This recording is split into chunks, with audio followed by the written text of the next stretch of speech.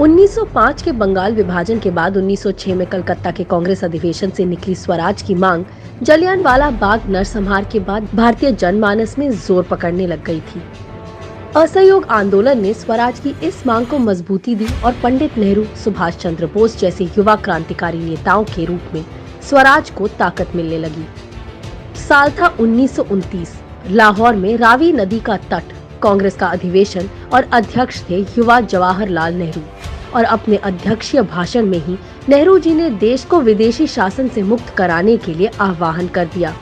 पंडित नेहरू ने पूर्ण स्वराज से कम पर कोई समझौता नहीं करने के अपने संकल्प को मजबूती देने के लिए आधी रात को रावी नदी के तट पर भारतीय स्वतंत्रता का प्रतीक तिरंगा झंडा फहरा दिया। लाहौर के इस अधिवेशन से 26 जनवरी 1930 को प्रथम स्वाधीनता दिवस के रूप में देश भर में तिरंगा झंडा फहराया जाने का संकल्प निकला।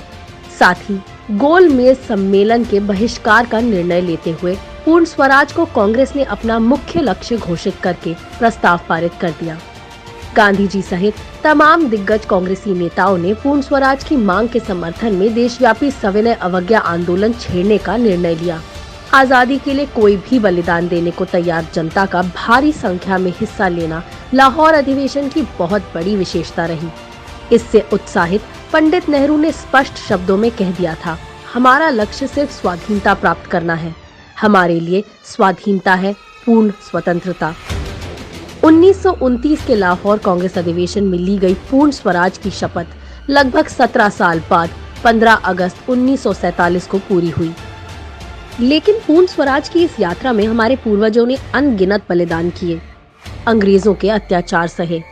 इन सब के साथ कदम कदम पर अंग्रेजों की फूट डालो और राज करो की नीति को परास्त किया। तब जाकर पूर्ण स्वराज का सपना साकार हुआ है। हमें उनके बलिदान और संघर्ष को बेकार नहीं जाने देना है। जय हिंद।